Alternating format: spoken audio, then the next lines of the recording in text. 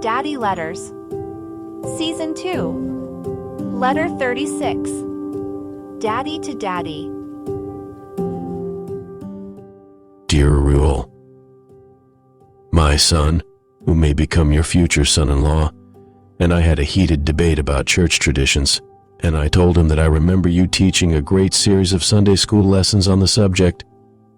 As you know, it takes a village to raise a child, even after they are grown, because our children are often more receptive to what other people say than they are to their parents.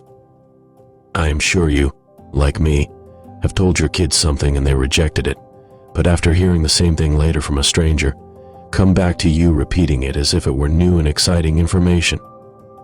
So, I am calling on one of our village leaders, that would be you, to weigh in on this subject with my son for me.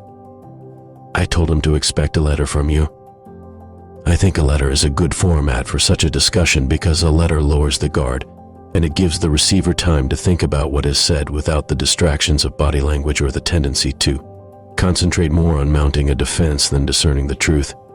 My son believes that the church is being stifled by tradition, and because of that it is becoming irrelevant to the new ways of interacting, thinking, and processing information that has become a normal part and expectation of this new generation. I don't know which alphabet generation we are on.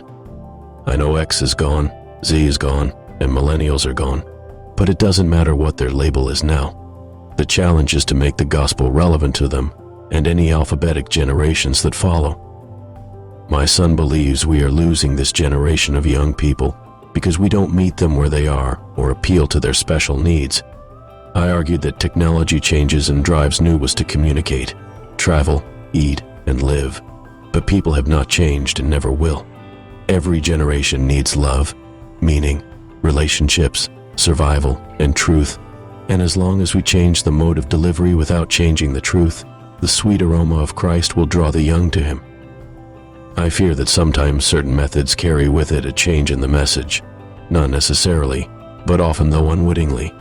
I argued that we must be careful to not let the world change the church while we are trying to change the world.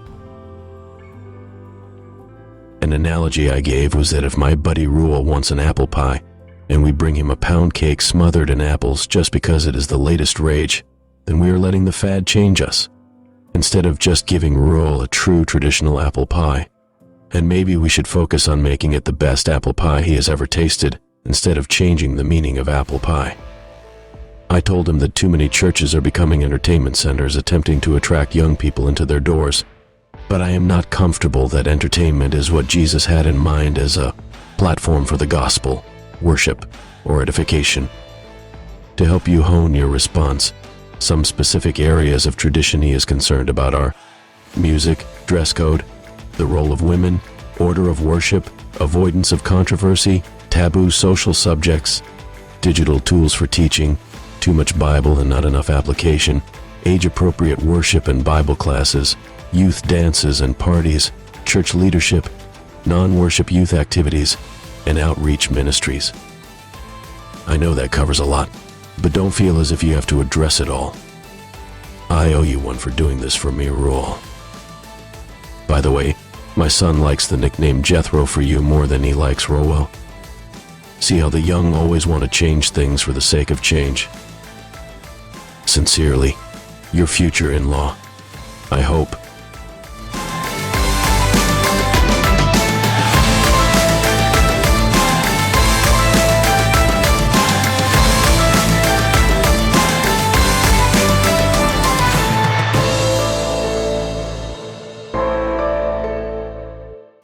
Dear future in-law, we hope.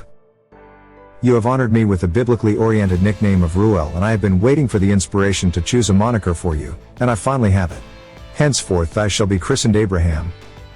Abraham had 2 sons, Isaac and Ishmael, just like you have 2 sons.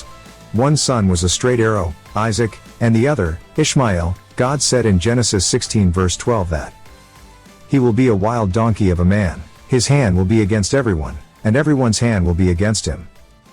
I think this is representative of how you described your second son who ended up in rehab. I hope that wasn't insensitive, but you know me, I typically don't hesitate to point out what everyone knows to be so. If I was too insensitive, you have my permission to smush an apple pie in my face. Actually, that might be a pleasant punishment.